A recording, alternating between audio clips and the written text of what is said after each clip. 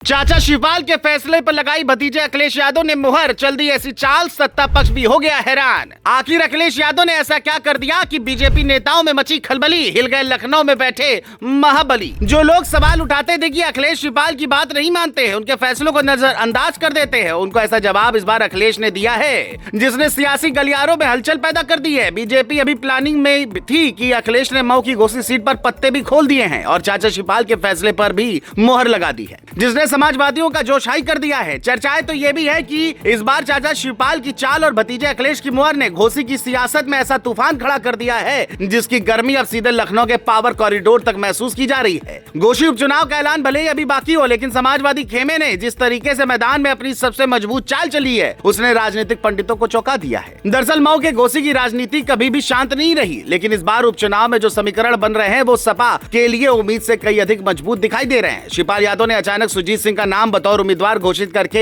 एक ही बार से दो बड़े सियासी निशाने साध दिए। पहला, सुधाकर सिंह की सहानुभूति लहर को कैश करना, दूसरा, यादव वोट बैंक को पूरी तरह एकजुट करना। जानकारों का कहना है कि शिवपाल की ये चाल सोची समझी रणनीति का हिस्सा है, लेकिन असली खेल तब हुआ जब मऊ पहुंचे अखिलेश ने खुले मन से कह दिया कि सुजीत सिंह हमारे उम्मीदवार होंगे और वो जनता के बीच उसी सेवा भाव के साथ उतरेंगे जिसे उनके पिता ने पूरे जीवन निभाया। अखिलेश के इस ऐलान ने ऐसा संदेश दिया कि अब पार्टी में फैसला एकजुट होकर होंगे।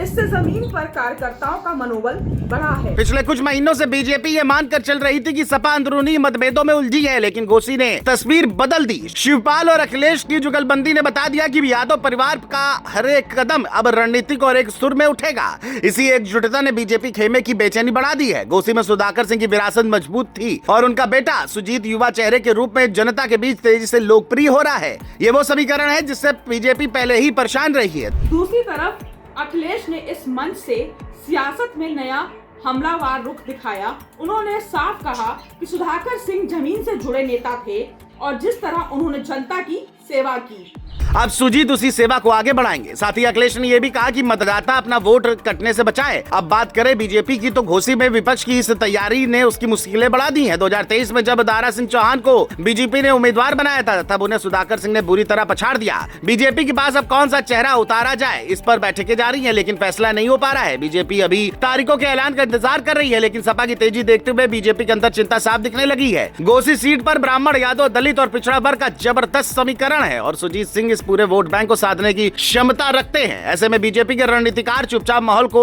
जानने में लगे हैं। लखनऊ तक खबर गई है कि घोसी इस बार सिर्फ एक उपचुनाव नहीं बल्कि 27 के लिए बड़ा पॉलिटिकल टेस्ट बन गया है। सपा की एकजुटता ने बीजेपी को नई रणनीति बनाने पर मजबूर कर दिया है। बीजेपी के अंदर एक चर्चा भी चल रही है कि यदि घोसी जैसी सीट को सपा ने फिर से जीत लिया तो यह संदेश पूरे यूपी में जाएगा कि यादव परिवार की एकता वापस आ गई है और समाजवादी कैडर पूरी तरह एक्टिव हो चुका है। दावा है कि घोसी की जंग अब सिर्फ उपचुनाव नहीं बल्कि पूरे पूर्वांचल की सियासत की दिशा तय करेगी। घोसी की लड़ाई शुरू हो चुकी है और माहौल बता रहा है कि ये मुकाबला इतिहास रचने जा रहा है।